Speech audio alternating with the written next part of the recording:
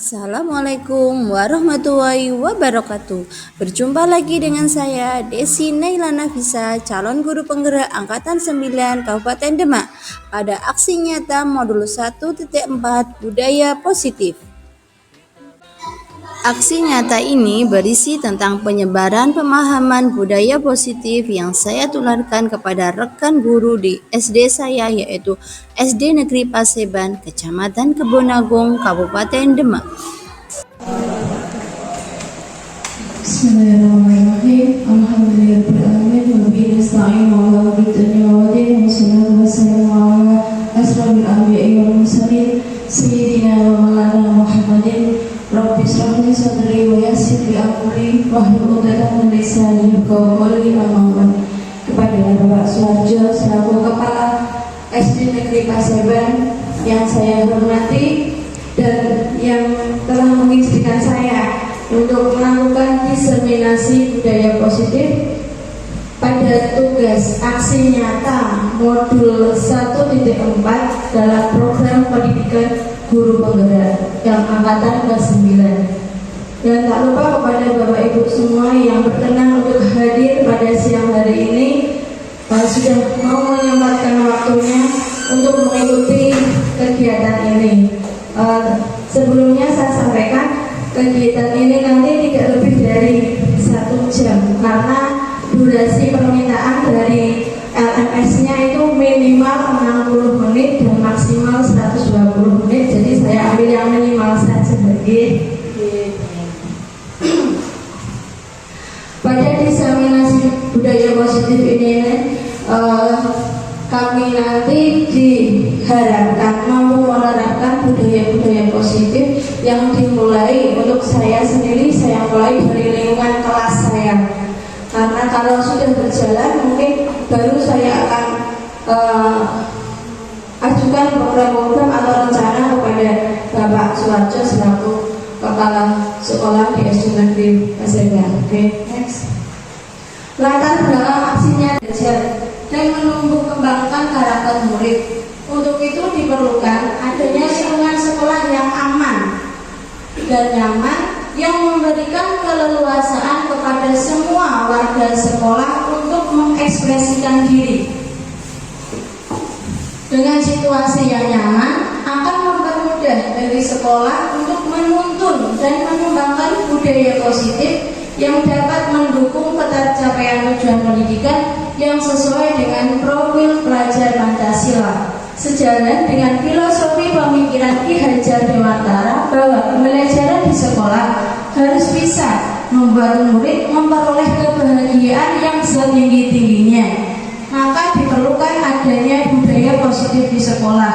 Dengan penanaman budaya positif, hal-hal baik akan dimunculkan dalam berbagai kegiatan, dan semua itu dapat diciptakan mulai dengan pembuatan keyakinan kelas yang merupakan hasil kesepakatan bersama.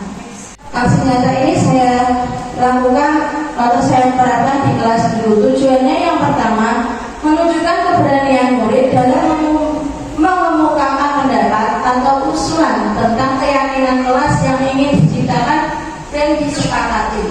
Menumbuhkan budaya positif berdasarkan keyakinan kelas yang telah disepakati.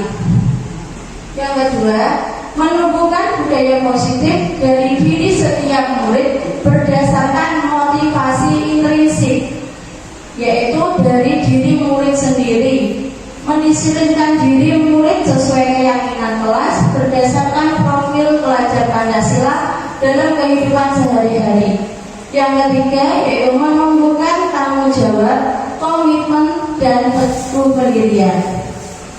Berikut adalah konsep inti budaya positif, yaitu yang pertama perubahan paradigma belajar, yang kedua disiplin positif, yang ketiga nilai-nilai kebajikan, yang keempat kebutuhan dasar manusia, 5 motivasi perilaku manusia, 6 posisi kontrol guru, 7 keyakinan kelas, dan 8 segitiga restitusi. Bapak Ibu setuju atau tidak? Setuju? Mungkin ada yang memberikan alasan kenapa setuju.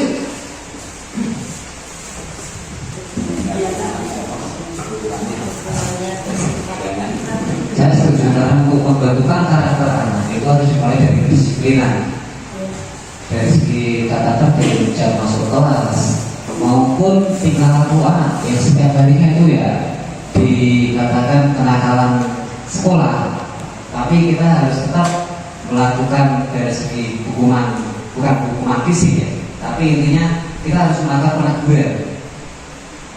Entah masalah hukumannya nanti kita suruh menulis atau gimana, pokoknya kita cari solusi yang tidak melibatkan tentang fisik seperti itu.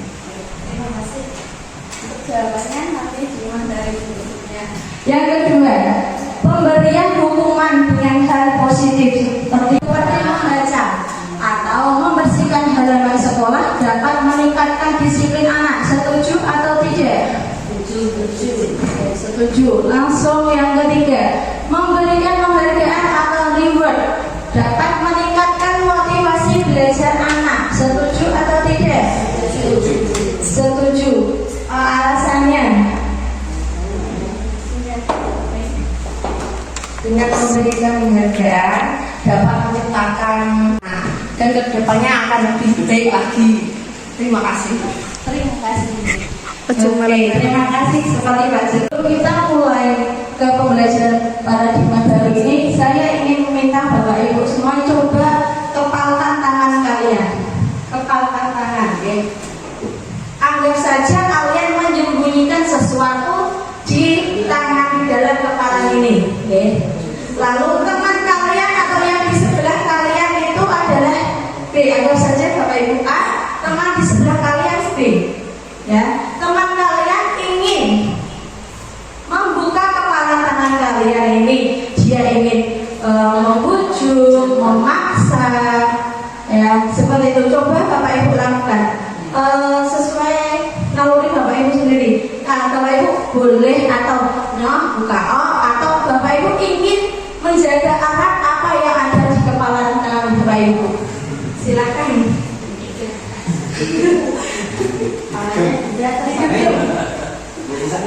Dengan ibadatnya seperti itu, gitu.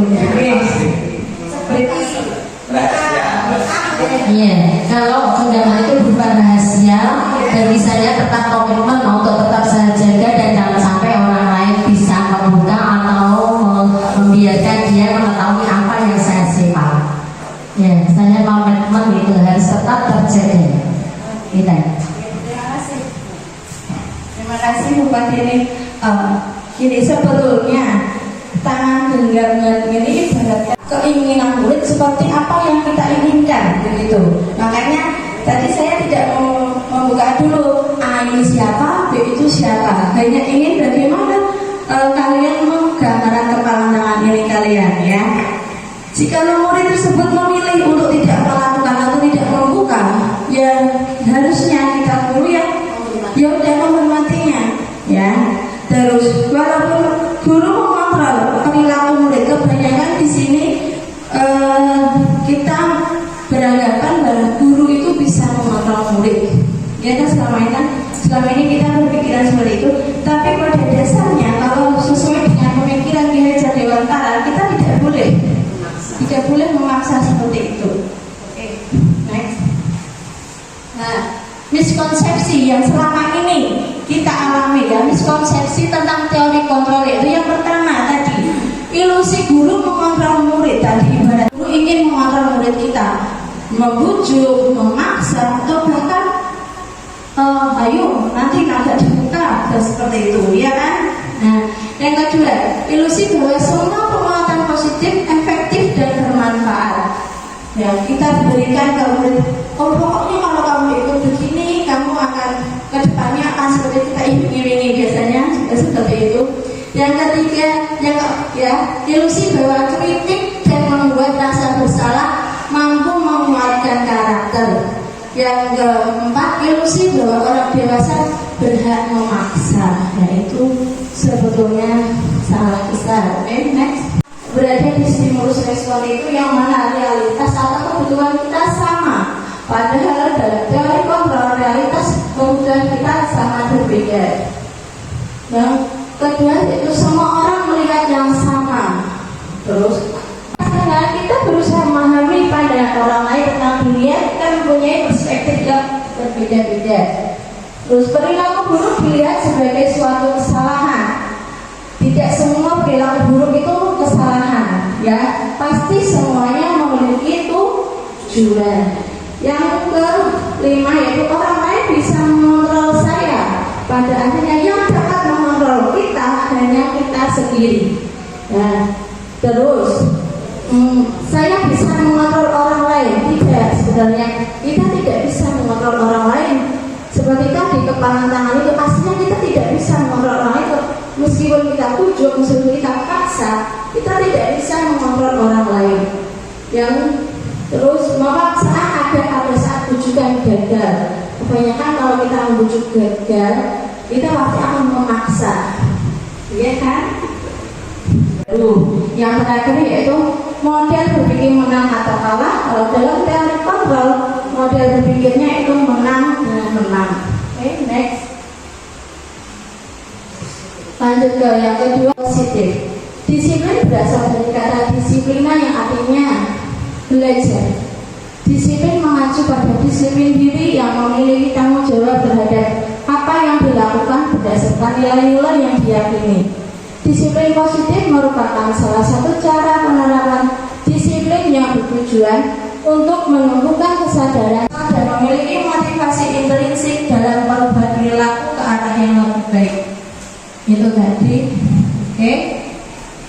Nilai-nilai kebajikan yang disepakati bersama yaitu terlepas dari suku, bangsa, ras, agama, bahasa maupun latar belakangnya dengan tujuan yang sama, yaitu mengharapkan anak didik kita memiliki karakter yang sesuai pada profil pelajar Pancasila. Oke, next. Kita masuk kepada kebutuhan dasar manusia. Kebutuhan dasar manusia adalah segala sesuatu yang kita lakukan untuk mendapatkan apa yang kita inginkan. Seluruh tindakan yang kita lakukan memiliki tujuan tertentu, dan semua usaha terbaik yang kita lakukan adalah dalam rangka agar kebutuhan dasar kita terpenuhi dengan baik. Nah, pada dasarnya kita manusia memiliki kebutuhan dasar, yaitu yang pertama, bertahan hidup. Kita ingin makan, tempat tinggal, keamanan, kesehatan, itu masuk kebutuhan hidup yang pertama. Yang kedua adalah kasih sayang, rasa diterima, dipedulikan, rasa kebersamaan. Ya. Yang ketiga adalah penguasaan, harga diri, keinginan untuk kita dianggap, dihargai, dan berprestasi. Yang keempat adalah kebutuhan kebebasan, yang kita mandiri, mencoba hal baru dan memilih dan tertawa. Motivasi perilaku manusia, ya ini tadi yang ada pada dasarnya ya. Motivasi kita selama ini itu adalah masuk ke motivasi intrinsik, yang mana untuk menghindari ketidaknyamanan atau hukuman, seperti kita pincer ya. Itu kan untuk menghindari ketidaknyamanan, atau bisa diibaratkan itu kan aslinya caranya untuk memaksa kita agar kita dapat berdisiplin waktu. Yang kedua, untuk mendapatkan imbalan atau penghargaan orang lain. Ya, wah aku pengen sergap bendi, nanti pinter, jadi ya mau biasanya kan didasarkan pada motivasi intrinsik, yaitu untuk menjadi orang yang mereka inginkan dan menghargai diri mereka sendiri dengan nilai-nilai yang mereka percaya, sehingga menjadi manusia yang merdeka. Next. Nah, sekarang saya ada pertanyaan. Ini nanti Bapak Ibu jawab. Ini hukuman atau konsekuensi ya. Yang pertama, mencatat 100 kali di dalam buku kalimat saya tidak akan berangkat lagi karena terlambat ke sekolah. Menurut Bapak Ibu ini hukuman atau konsekuensi? Selama ini konsekuensi atau hukuman? Konsekuensi. Oke, jawabannya di sana. Yang kedua, lari mengelilingi lapangan basket 2 kali karena terlambat hadir di sekolah. Ini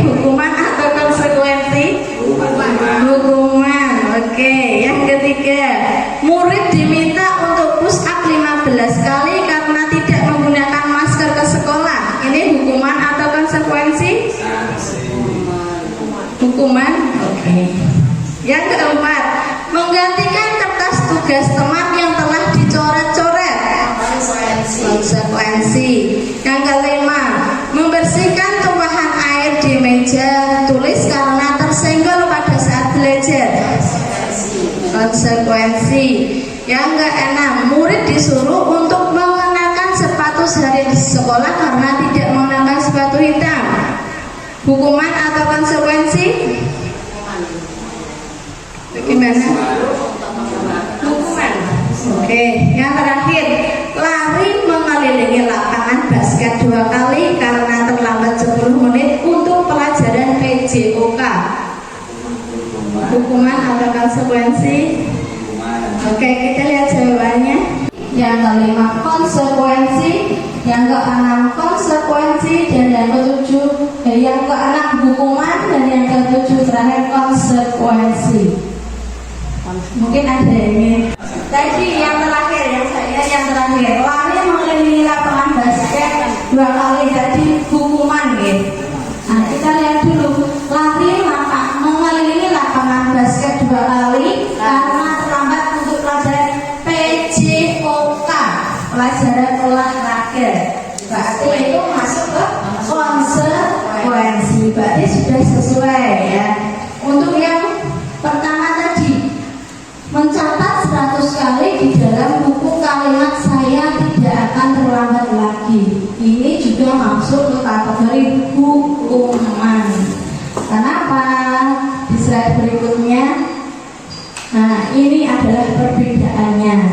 Tahu apa yang akan terjadi, terus biasanya berupa tindakan fisik, dan yang keempat bersifat maksa dan menyiksa. Seperti tadi yang kalimat pertama, menulis 100 kali itu bisa dikategorikan bersifat memaksa dan menyiksa meskipun tidak berupa tindakan fisik. Nah, sekarang konsekuensi itu terencana atau disepakati. Kalau untuk pelajaran PJOK biasanya kan sudah terencana atau untuk bersifat disiplin seperti itu. Terus yang kedua, murid dibuat tidak nyaman. Yang ketiga, sikap guru selalu memonitor perilaku murid. Proses bagi murid untuk memperbaiki kesalahan, proses kolaboratif yang mengajarkan murid mencari solusi sendiri. Nah, restitusi, apa itu restitusi? Nah, restitusi itu masuk kata-kata yang baru saya baca, baru mendapatkan kalimat ini ketika ikuti CGP ya.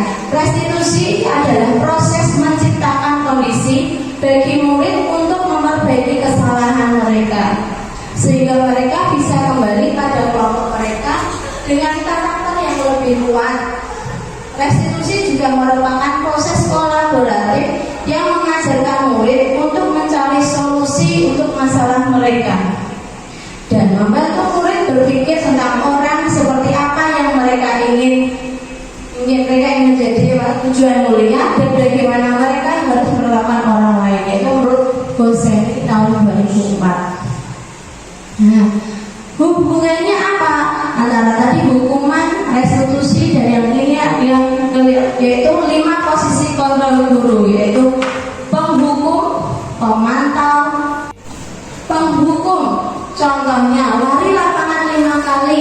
Nah, itu contoh kalau kita menghukum biasanya.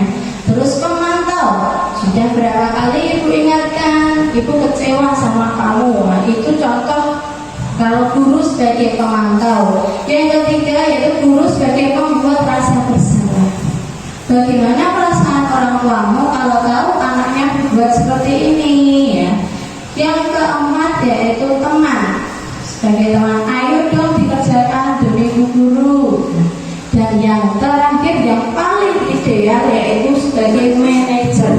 Jadi guru sama mencari solusinya. Oke, next. Nah, sekarang coba Bapak Ibu pikirkan, posisi kontrol apakah aku? Tadi ada 5 posisi kontrol. Yang pertama penghukum, pemantau, pembuat rasa bersalah, teman, dan manajer. Coba pikirkan sebentar saja, bagi apakah aku?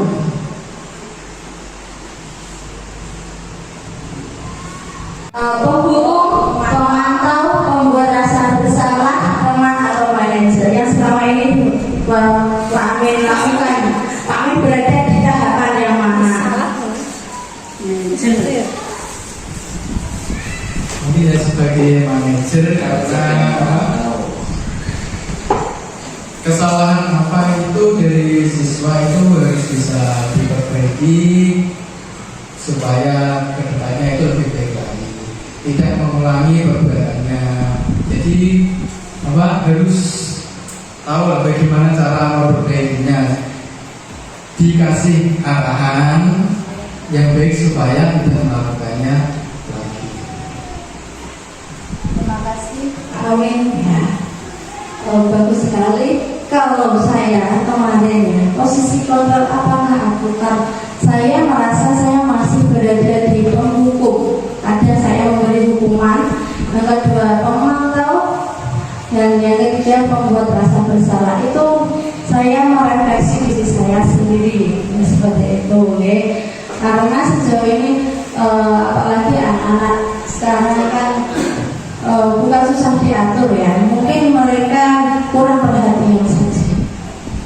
Yang adalah keyakinan tadi berupa pernyataan. Kalau keyakinan berupa pernyataan universal dibuat dengan kalimat positif, singkat agar mudah diingat, sesuai kondisi kelas agar mudah diterapkan, melibatkan seluruh warga kelas dalam pembuatannya, disepakati dan diyakini bersama. Ya, kemarin kebetulan saya juga baru membuat tugas tentang pembuatan keyakinan kelas, yang mana dalam kelas 3 tersusun keyakinan kelasnya ini, ya, yaitu menjaga. Ini kemarin saya dapatkan dari anak-anak sendiri yang membuat. Saya libatkan anak-anak untuk membuat keyakinan kelas dengan menempelkan kertas post-it, atau mereka menulis sendiri apa yang ada pada diri saya agar saya menjadi orang yang baik dan disiplin. Kemarin saya membuat seperti itu dengan bantuan Bu Mei yang memvideokan. Terima kasih ya Bu Mei. Ya, oke ya. Tapi kita kembali ke pertanyaan, kenapa keyakinan kelas, kenapa kok tidak peraturan? Kalau peraturan contohnya seperti kita harus memakai helm, itu adalah contoh peraturan yang bersifat memaksa, ya. Terus kita harus membebas. Kalau dulu waktu ada COVID, ada peraturan kita harus memakai masker. Karena apa? Di situ bersifat memaksa. Nah, kalau keyakinan kelas itu adalah kita munculkan motivasi intrinsik dalam diri kita sendiri, yang mana itu nanti akan kembali ke nilai-nilai atau keyakinan untuk lebih menggerakkan orang tersebut, ya. Jadi kalau nanti kok orang itu melanggar, kita kembalikan lagi, kemarin kita sudah membuat keyakinan kelas, kenapa dilanggar? Kalian yang buat sendiri, kenapa kalian sendiri yang melanggarnya? Kita balikkan seperti itu agar nantinya menjadi keyakinan kelas, terus menjadi lingkungan yang positif dan tumbuh menjadi budaya positif, ya. Di sini perbedaannya, yang contohnya dalam peraturan yaitu selalu kembalikan buku ke tempatnya. Biasanya ini berada di perpustakaan, ya. Keyakinan kelasnya apa? Kita harus tanggung jawab, ya. Terus yang kedua, dilarang mengganggu orang lain. Nah, keyakinan kelasnya apa? Kita harus menghormati orang lain. Saya waktu berkeyakinan langsung saya ingatkan, ayo kemarin Mas Diva menendang Mas Bima, itu berarti apa yang kamu lakukan kemarin itu salah atau benar? Saya begitu kan.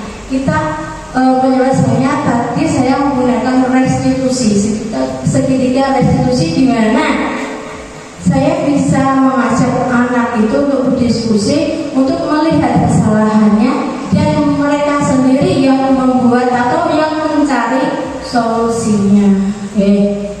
Terus, oh ini Bu, kemarin saya memukul, berarti saya masuk ke membuli, memukul, mengejek, itu masuk ke pembulian. Padahal sekarang lagi gencar-gencarnya pembulian, ya. Kita sering lihat TV, TikTok, media sosial lainnya, pasti ada aja pembulian, ya. Makanya terus di sini ada saya buat itu, ya, saling menghormati. Terus kemarin juga ada saling, akhirnya ini saling menghormati apakah saling menghormati saja. Oke, next. Solusi itu yang pertama menstabilkan identitas, ya. Seperti Bu Guru juga pernah melakukan kesalahan. Kita stabilkan dulu identitasnya, ya. Yang kedua, validasi tindakan yang salah. Kenapa kamu berbuat seperti itu? Apa alasannya? Ya.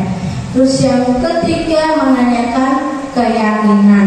Nah, kita sudah buat keyakinan. Jadi keyakinan apa yang kamu langgar hingga kamu berbuat seperti itu? Itu contoh penerapannya. Oke, ini tadi ya. Contoh-contohnya, menstabilkan identitas berdasarkan prinsip membuat kesalahan adalah bagian dari proses pembelajaran.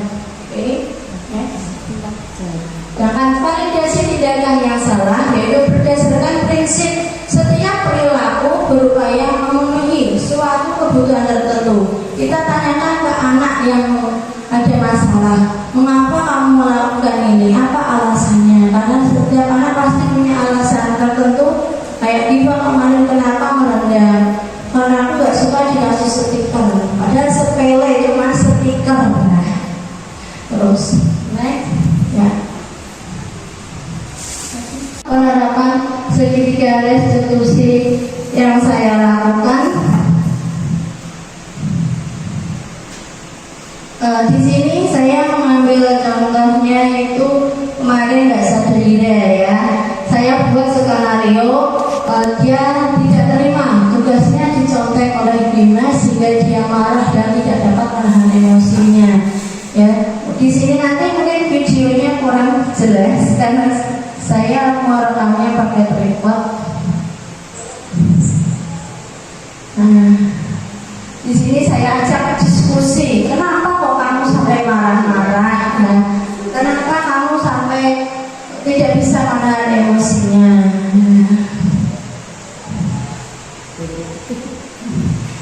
Ya, terus yang kedua adalah Mas Renan, di mana dia terlambat datang ke sekolah. Ini adalah umpan balik dari Mbak Sadira.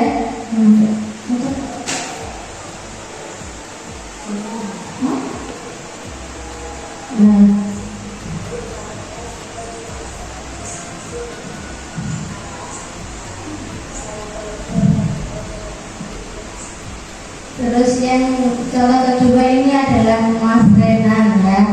Dia terlambat datang ke sekolah. Saya buat skenario ini karena kebanyakan anak sekarang memakai HP dan bermain sampai larut malam. Oke.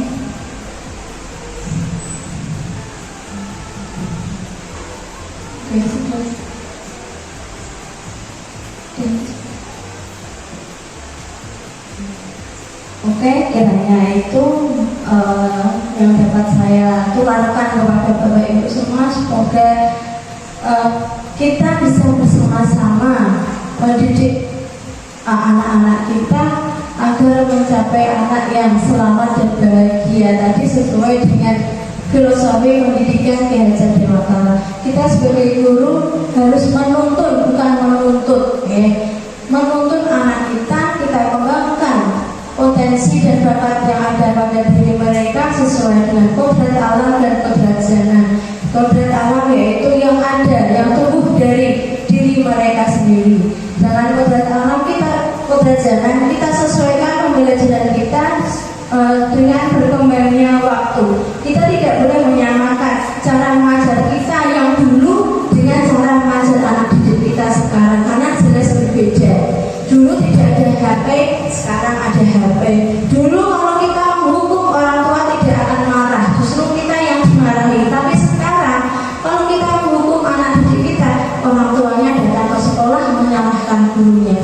Gitu. Nah, sekarang makanya pada pembelajaran ini tidak boleh ada hukuman, tidak boleh ada penghargaan. Karena kalau penghargaan, kita kembali tadi kan saya sudah berjanji memberikan jawabannya. Kenapa hukuman dan penghargaan tidak boleh? Karena kalau hukuman itu akan membuat anak didik kita merasa terpaksa melakukan sesuatu. Sedangkan kalau penghargaan itu akan menimbulkan wah aku nak melakukan ini pasti dapat imbalan seperti itu, mau pamrih ibaratnya. Jadi solusinya ya kita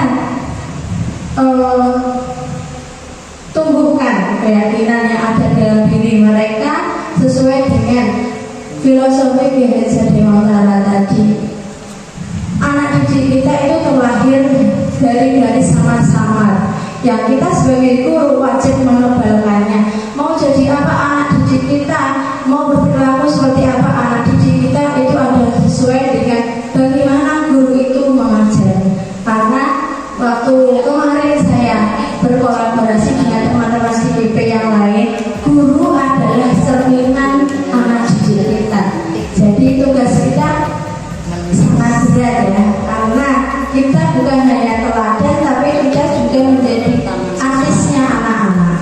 Itu Bapak Ibu, saya rasa cukup. Semoga ilmu yang saya tularkan pada Bapak Ibunya semua dapat bermanfaat untuk kemajuan SD Negeri Paseban ini.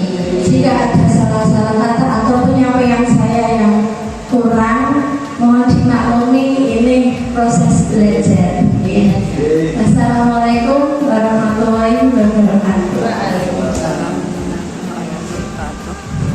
Menuntun mereka sesuai kodratnya. Warahmatullahi wabarakatuh.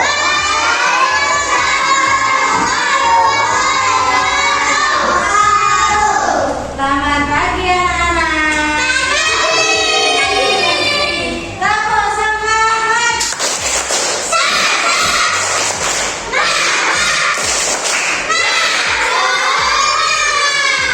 Oke, pada kali ini ya, guru akan mengajak kalian membuat keyakinan kelas. Apakah keyakinan kelas itu? Ada yang tahu deh? Keyakinan yang dipatuhi dan harus dilakukan. Nah, yang wajib dilakukan. Yang wajib dilakukan. Ada keyakinan kelas, ada yang namanya peraturan. Peraturan itu berasal dari atau didatangkan dari rasa ketidaknyamanan, rasa keresahan. Misalnya, kalau orang berkendara biasanya apa? Wajib memakai apa? Helm. Tujuannya untuk apa orang memakai helm?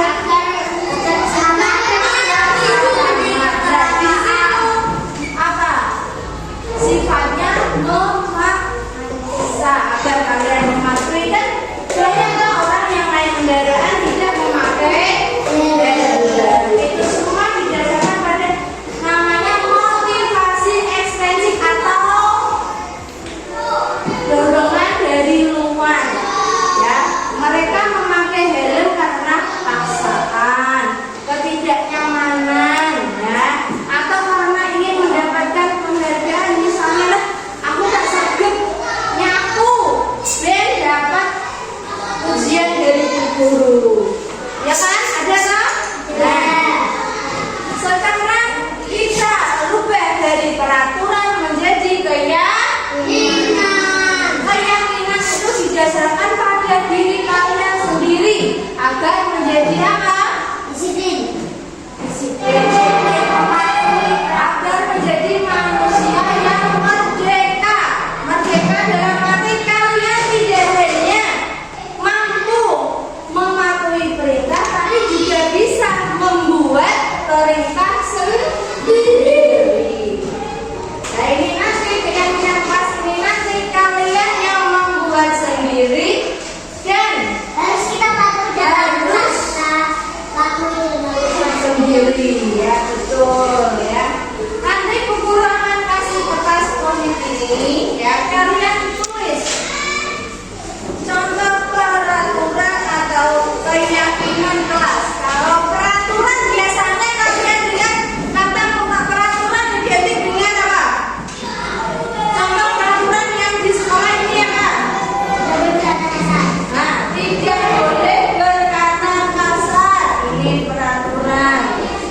Tidak boleh berarti sifatnya apa? Memaksa.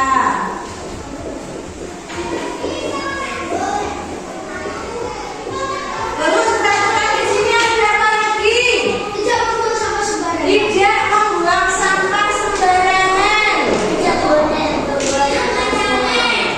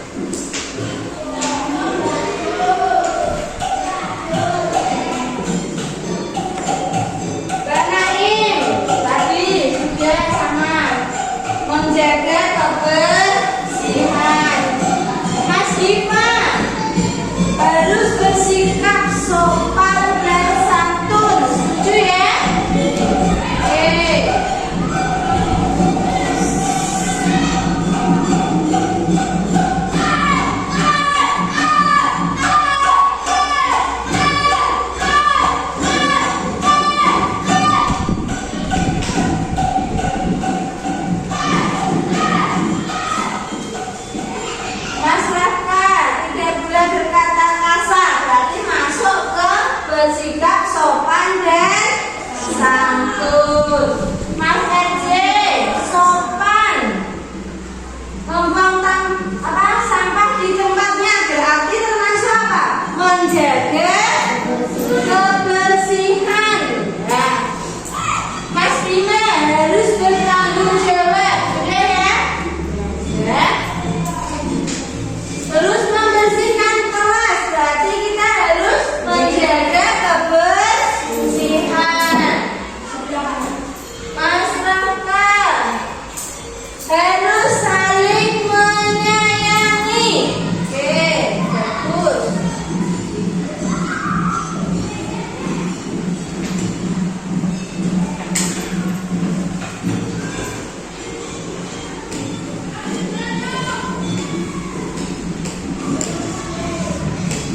Sadira berangkat tepat waktu, berarti harus apa? Disiplin.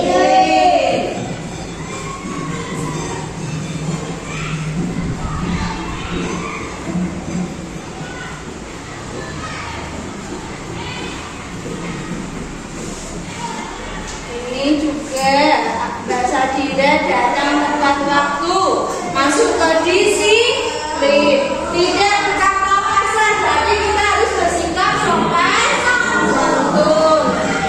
Terus apa? Juga apa? Saling menghormati. Sadira berkata sopan, dengan kita berkata sopan maka kita saling menghormati.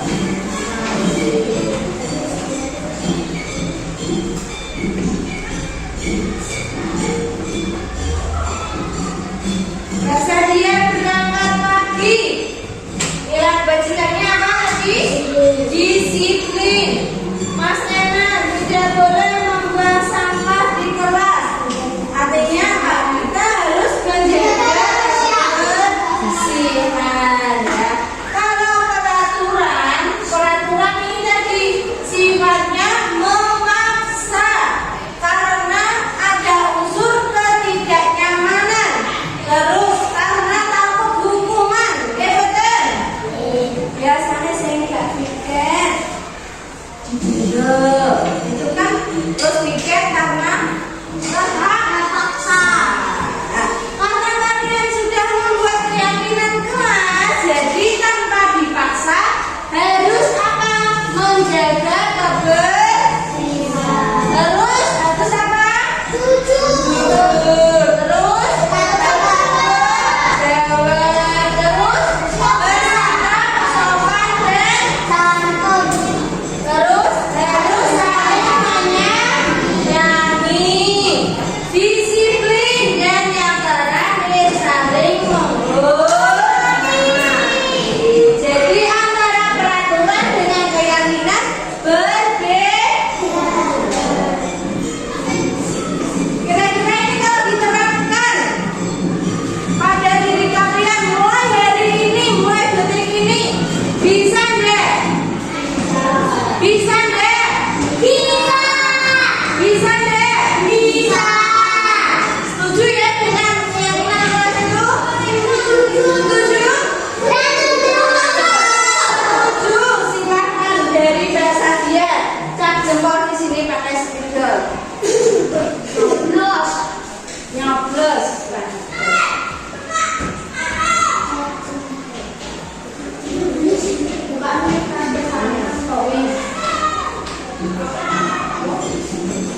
Bu, tanda tangan aja, Bu.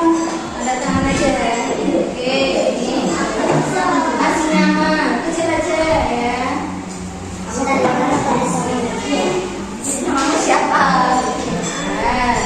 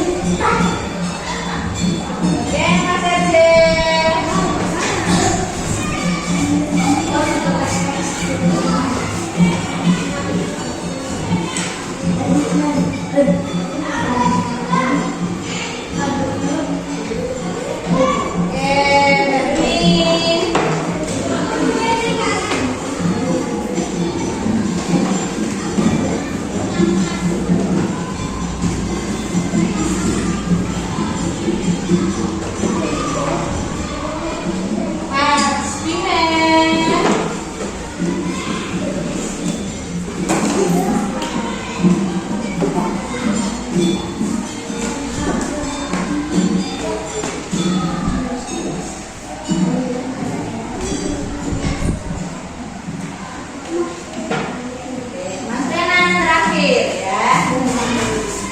Karena ini sudah ada nama-nama kalian, berarti kalian bertanggung jawab untuk apa? Melakukannya. Oke. Kalau tadi peraturannya kan ini, kita ganti menjadi keyaki. Nah, setuju ya? Jadi mulai hari ini siap untuk menjalankan keyakinan kelas ini? Siap?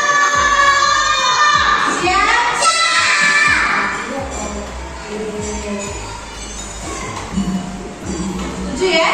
Oke. Terima kasih Bu Guru. Tadi dalam membuat keyakinan ini tidak memaksa kalian, ini berasal dari keinginan kalian ya. Kalian ingin merubah diri kalian sendiri dengan membuat keyakinan kelas. Ingin menjadikan kelas kita bagus, semakin maju, semakin maju. Oke, oke bentar ya. Sehingga apa? Dengan mematuhi keyakinan kelas itu akan menjadi pembiasaan yang baik, setia, dan dengan begitu akan menjadi apa? Budaya positif. Guru rasa cukup. Terima kasih atas kerjasama kalian dalam membuat keyakinan kelas.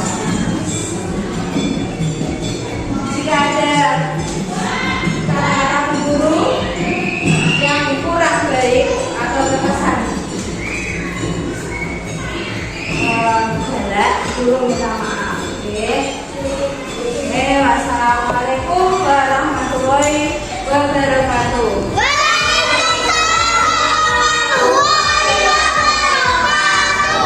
Tepuk semangat.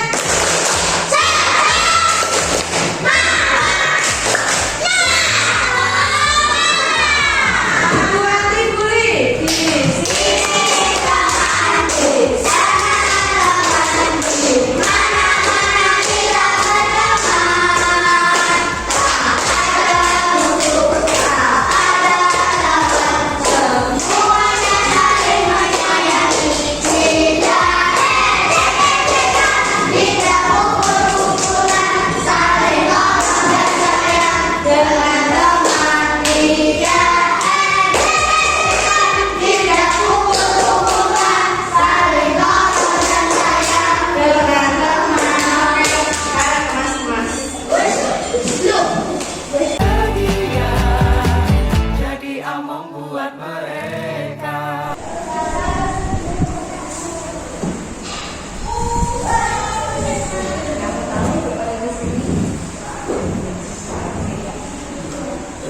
Tadi Bu Dunia, katanya kamu habis bertengkar ya sama Mas Dunia.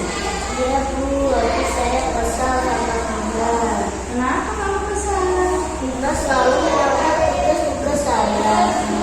Oh begitu, mana saja kamu kesal. Mungkin jika ibu di posisi kamu juga sama. Lalu apa yang kamu lakukan dari Bunda? Saya marah-marah bersama Bunda. Saya maki-maki Bunda dan tanpa sadar saya mendorong Bunda. Oh, pasti kamu berbuat seperti itu ada alasannya ya. Coba ceritakan. Ya Bu, saya sudah susah payah mengerjakan tugas. Masa Bunda dengan seenaknya menyelesaikan tugas saya. Oh ya wajar lah kalau kamu merasa marah karena kamu tidak ikhlas, tidak rela tugas-tugas kamu dicontek oleh Bunda. Itu sangat menghargai tindakan kamu yang tidak lebih buruk dari itu seperti memukul. Jangan sampai memukul ya. Sekarang kita pikirkan tindakan kamu marah, bahkan sampai mendorong Mas Bunda. Apakah sesuai dengan keyakinan kelas kita?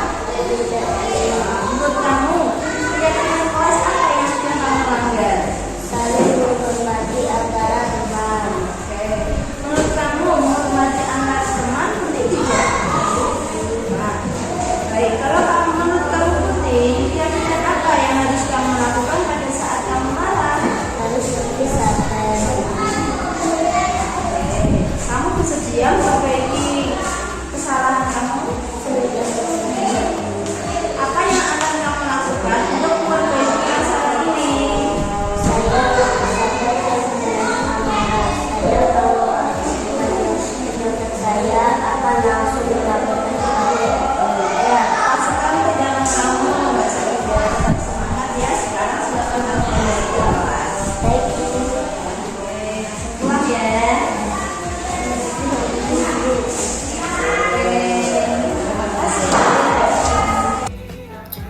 Dari penerapan segitiga restitusi tersebut, maka didapatkan manfaat.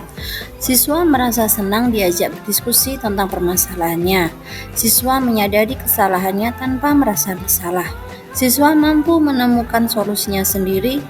Siswa menjadi lebih bertanggung jawab. Siswa mampu menghadapi kendala dan hambatan yang terjadi.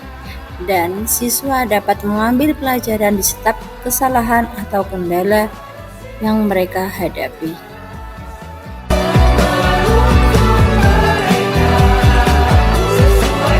Assalamualaikum warahmatullahi wabarakatuh. Saya Bu Partini, guru kelas 5 SD Negeri Paseban. Setelah mengikuti diseminasi dari Ibu Desi Naila Nafisa, saya menjadi lebih paham tentang penerapan budaya positif di sekolah. Saya juga mendapatkan wawasan baru bahwa sejatinya atau yang sebenarnya kita seorang guru itu tidak boleh memaksakan kepada anak didik. Justru guru itu memberi keleluasaan, kemerdekaan bagi anak didik untuk mengembangkan bakat dan minatnya supaya anak lebih leluasa untuk mencapai apa yang diinginkan. Guru diharapkan bisa memberi nasihat dan arahan kepada anak didik. Semoga dari diseminasi ini saya akan lebih baik dalam menyampaikan materi kepada anak-anak didik saya, dan semoga Bu Desi juga lebih meningkat dan lebih memperoleh pengalaman-pengalaman baru yang bermanfaat untuk pengembangan pembelajaran anak didik di hari yang berikutnya. Demikian dari kami. Wassalamualaikum warahmatullahi wabarakatuh. Assalamualaikum warahmatullahi wabarakatuh. Saya Amin Untoro, guru SD Negeri Paseban, guru kelas 4, yang mana telah mengikuti diseminasi budaya positif yang telah dipaparkan sama Bu Desi. Saya menjadi lebih paham tentang penerapan budaya positif di sekolah. Saya juga mendapat wawasan baru mengenai bahwa guru itu tidak boleh memaksa menuntut murid kita. Jadi kita dibiasakan untuk bisa membimbing siswanya untuk memperbaiki kesalahannya.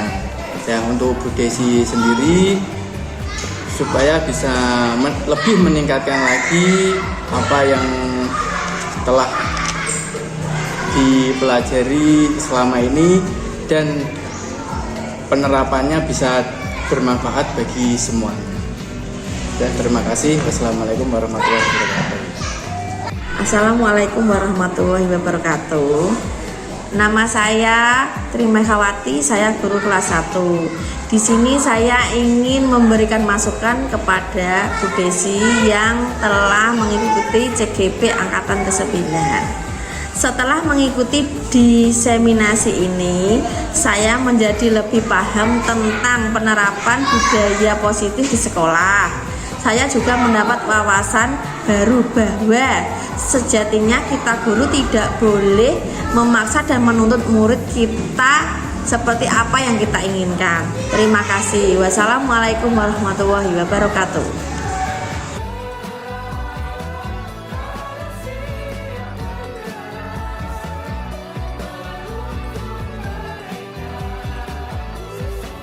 Terima kasih. Semoga aksi nyata ini dapat bermanfaat untuk kita semua. Salam guru penggerak. Guru bergerak, Indonesia maju.